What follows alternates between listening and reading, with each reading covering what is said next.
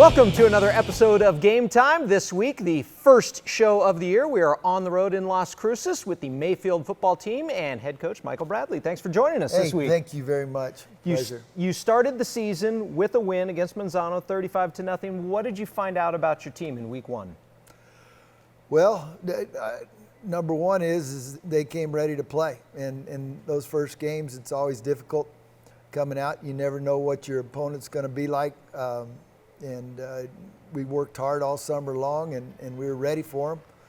And, I think our offense did a fantastic job.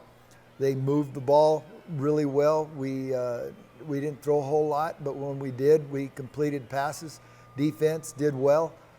We tackled extremely well for this time of year. And special teams did what they were supposed to do, and then it was called at half, unfortunately. What kind of group do you have? Young? Are they experienced? Well, we don't have a whole lot of starters coming back. We have only, I would say, a handful that actually played last year. So it's a brand new team, hungry team. One change on this year's team, besides the individuals on the field, is you have an addition to your staff, your brother Gary, back with you, coaching on the sidelines. What kind of experience is that like? Well, we're getting used to each other again. It's taken a while. Gary he's an awesome coach. I've been trying to get him down here for years, and he wanted to be a head coach, and so he left me a long time ago.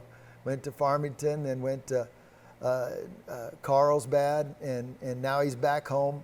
My mom really likes that he's back home. We've got just about all the family members back, so. We're incredibly grateful to have him with us, and it's also good for him to be back with his family. Your father, Jim Bradley, is legendary and synonymous with football in the state of New Mexico. Were you always destined to become a coach with the last name of Bradley? I believe so. No question about it. I was in my dad's hip pocket ever since I was a little kid, and I could come out and watch him play football. And then it just went on from there, and that's the only thing that I ever wanted to do. I mean, when you have a man like Jim Bradley in your household, the experience of being a coach and being on the field as a young person was just the best growing up experience that you could ever have. You're in a district with Goddard, Roswell, Artesia. How much of a challenge is that for you? Obviously, I think all the districts are pretty tough this year. I think there's going to be some good football played. But the district that we are in, when I saw it come up in the spring, and that's what I thought it was going to be. It was going to be a challenge. And so every week, there's no relaxing whatsoever. You got to come, number one, to practice every day in order to compete in there. And then you got to bring your best every single week if you're going to get close to a win. We're here in your weight room, all kinds of reminders of state championships that have been won through the years. Is there pressure each year with that Mayfield tradition to uphold what's happened in the past? Yeah, there is. And, pressure you put on yourself to do what you're supposed to do when you're supposed to do it, and without having to be asked to do it. We're trying to get these young men to just understand this, is if you can come to work every day and really give it everything that you got, then, you don't worry about the pressure. Just play ball, and as a coach, that's the same thing with me. I'm not worried about the past and what our records were or anything like that, because that's excessive pressure that you don't need on yourself on a weekly or yearly basis. It comes from, you get more interviews, you get more exposure and stuff like that as a team when you're a good football team. And these kids, like I said, I think they're hungry. They want to get back up top, but they do realize that it's a stepping stone approach to everything, and that's how you do it in life. You have Santa Teresa this week. What do you look to improve on with your team from week 1 to week 2? Well, number one, I want to play a whole game. That's a big thing.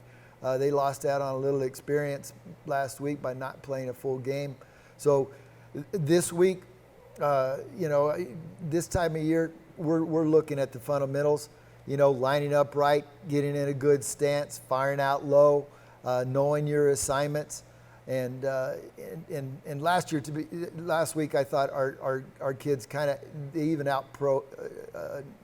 played what I thought that they would what they were doing based on practice. They played a good game. They did what they were supposed to do.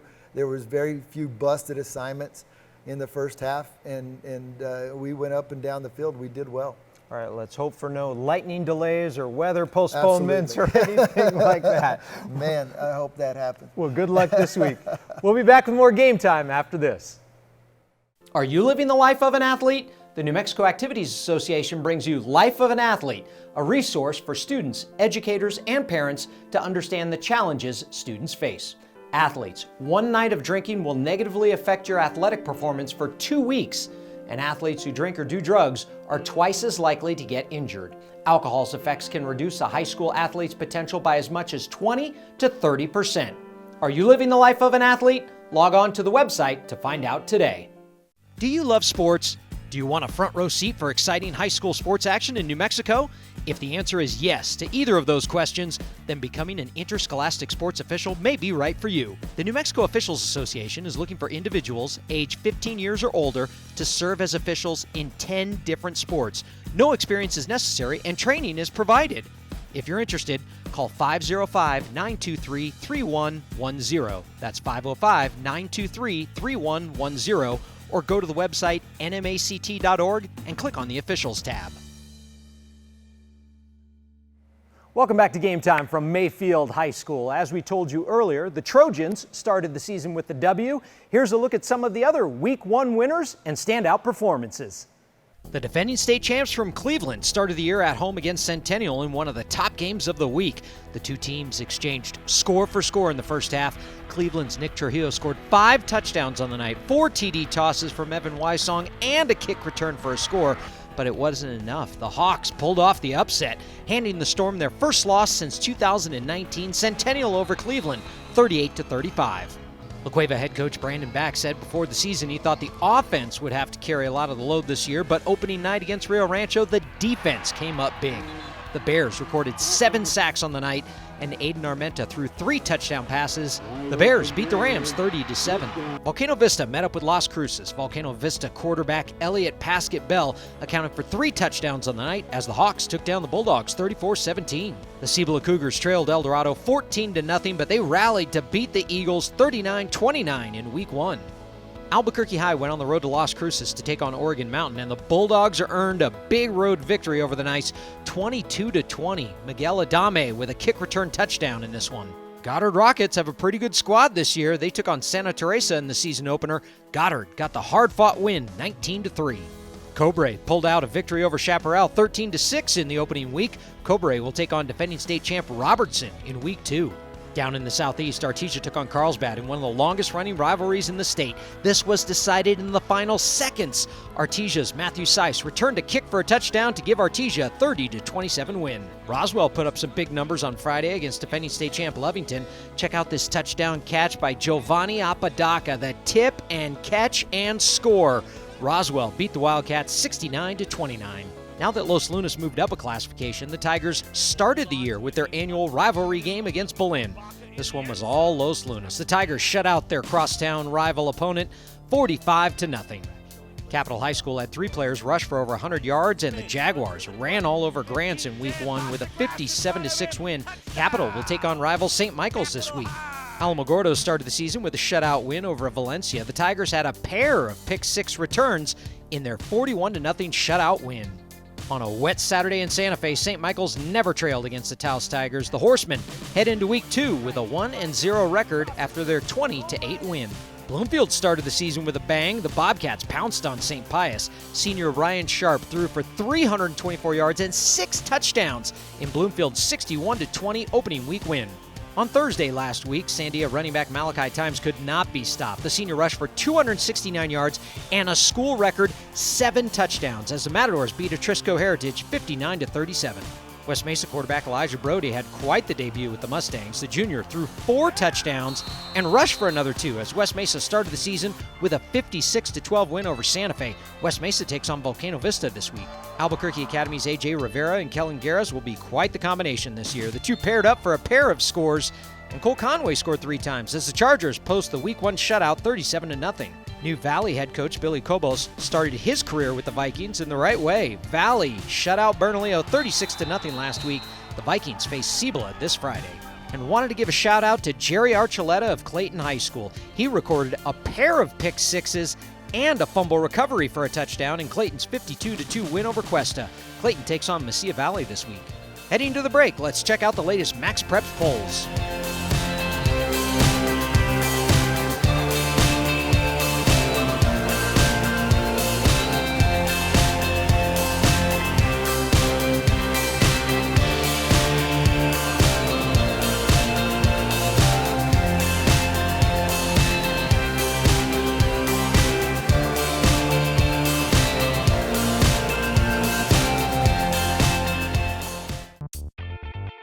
The New Mexico Activities Association is excited to announce the NMAA 24/7 mobile app.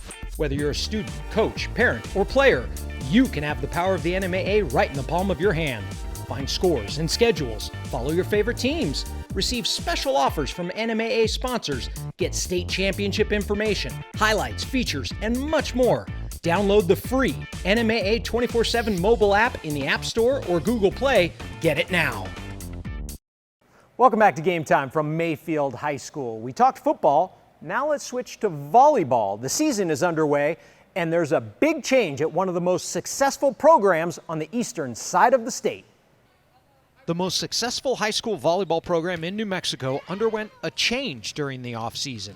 Head coach Kristen Scanlon left Texaco High School and moved to Texas.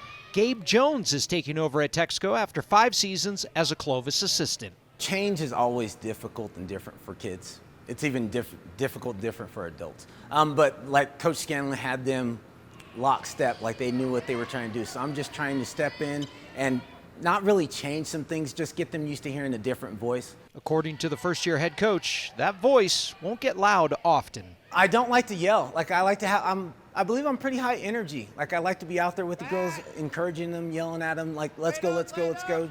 Trying to stay positive with them. I think he's pretty positive. He's very encouraging to all of us. He's always trying to make us better. He likes to have a lot of energy. He's fun. I think he holds us accountable, pushes us to the best we can be. Jones is just the 3rd head volleyball coach at Texaco since the early 80s. He takes over a program that's won 16 state championships. Of course, there's going to be a little bit of pressure. Coach Scanlon, she was really successful. Pressure is something you want, though. It just means that you're in a position to achieve something and people are looking at you to achieve that. And so I feel like pressure is something I want. It's something that's going to drive me, something that's going to keep pushing me to do better. Once you join the program, you have to know that you need to work hard. There's no quitting. You need to have grit and just come with a positive attitude and just be the best you can be.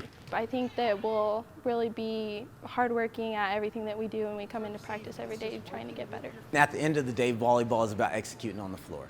So we're trying to put them in the right positions to be successful. We got to be as a team, work hard together, and just have fun. The game of volleyball is fun. The fun starts August 25th against Fort Sumner House. The state volleyball championships will be held once again at the Rio Rancho Events Center in November.